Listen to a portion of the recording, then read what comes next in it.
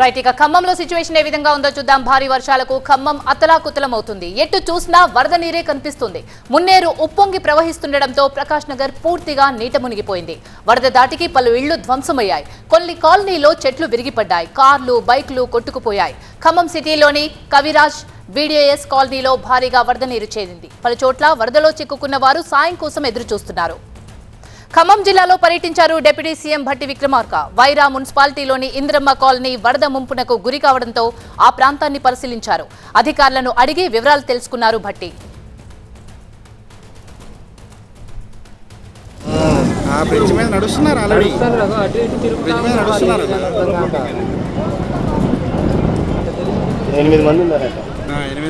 ఇదే అంశానికి సంబంధించి మరింత సమాచారాన్ని మా ప్రతినిధి నారాయణ అందిస్తారు. నారాయణ, భారీ వర్షాలకు ఖమ్మం మొత్తం అతలాకుతలమైన పరిస్థితి.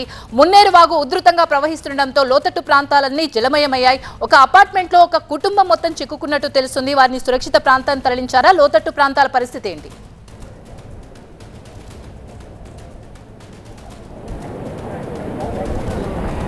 ఖమ్మం జిల్లా వ్యాప్తంగా కూడా భారీ వర్షాలు కురుస్తున్నాయి. ఎడతెరిపి లేకుండా కురుస్తున్నటువంటి భారీ వర్షాలకు ఖమ్మం జిల్లా పూర్తిగా స్తంభించిందనే చెప్పవచ్చు. జనజీవనం నిన్నటి నుంచి కూడా స్తంభించింది. ముఖ్యంగా ఖమ్మం నగరానికి సంబంధించి కనీవిని ఎరగని చరిత్రలోనే 50 సంవత్సరాల చరిత్రలో కనీవిని ఎరగనటువంటి రీతిలో భారీ స్థాయిలో వరద ఒక్కసారిగా ఊహించిన విధంగా రాత్రికి రాత్రి వచ్చింది.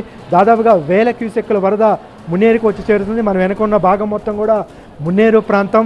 ఎగువ క్యాచ్మెంట్ ఏరియాలో ఎగువ ప్రాంతాల్లో కురుస్తున్నటువంటి భారీ వర్షాలకు వరద తోడే ఇక్కడ ఉన్నటువంటి స్థానికంగా ఉన్నటువంటి వాగులు వరద కూడా తోడే అంతకంతకు పెరుగుతున్నటువంటి పరిస్థితి. ఖమ్మం నగరం ఒక విధంగా చెప్పాలంటే 4 వైపులా అష్టదిగ్బంధం చేసినట్టుగా కూడా వరద ప్రవాహం చిక్కుకోనుంది.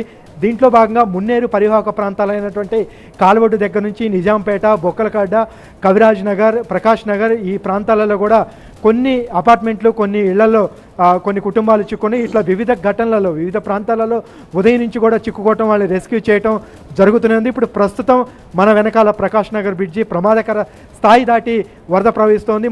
బ్రిడ్జి కూడా పూర్తి స్థాయిలో మునిగిపోయి ఆ బ్రిడ్జి మీద 4 అడుగుల మేర వరద ప్రవహిస్తుంది.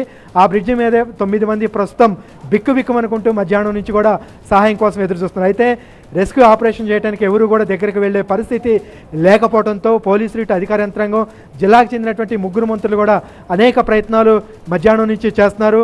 ఇక్కడ నిజాంపేట, బొక్కలగడ్డలో ఉన్నటువంటి ఫ్యామిలీని వాళ్ళందరినీ కూడా రక్షించేందుకు రెస్క్యూ ఆపరేషన్ చేయడానికి వెళ్ళటానికి కూడా పరిస్థితులు అనుకూలించట్లేదు.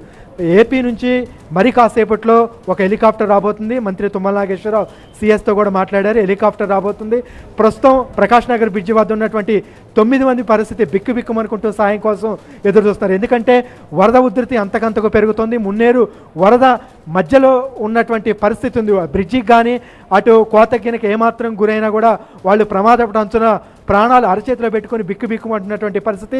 ముందుగా వాళ్ళని రెస్క్యూ చేసేందుకు హెలికాప్టర్ని అయితే మరి కాసేపట్లో వచ్చే అవకాశం ఉంది. ఇతర మార్గాలు కూడా పరిశీలించారు కానీ వాతావరణం ఏమాత్రం కూడా అనుకూలించకపోవడంతో హెలికాప్టర్లు కూడా వచ్చే పరిస్థితి ఇప్పటిదాకా కూడా కుదరలేదు.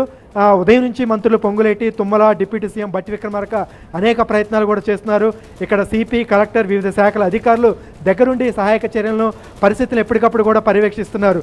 ముఖ్యంగా ఖమ్మం నుంచి హైదరాబాదు, ఖమ్మం నుంచి విజయవాడ, ఖమ్మం నుంచి కొత్తగూడెం వెళ్ళేటువంటి 4 వైపుల రహదారుల మీద కూడా పెద్ద ఎత్తున వరద నీరు వచ్చి చేరింది. ఖమ్మం నగరంలోకి మున్నేరు వరద పరివాహక ప్రాంతం నుంచి వరద అంతకంతకు చొచ్చుకొని నగరంలోకి దాదాపుగా మయూరి సెంటర్, బ్రిడ్జి, జూబ్లీ వరకు కూడా వచ్చి చేరింది. అకస్మాత్తుగా వచ్చినటువంటి వరదతో అనేక మంది కాలనీలు, ఇళ్ళు కూడా మునిగిపోయినటువంటి పరిస్థితి.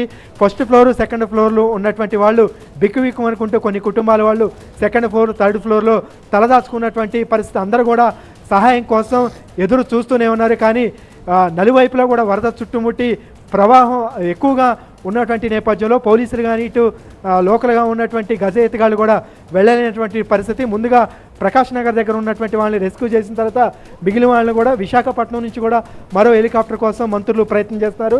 అది వచ్చిన తర్వాత నిజాంపేటలో చిక్కున్నటువంటి కుటుంబాన్ని రక్షించడానికి ప్రయత్నం చేస్తామని అధికారులు చెప్తున్నారు. Right, thank you Narayana.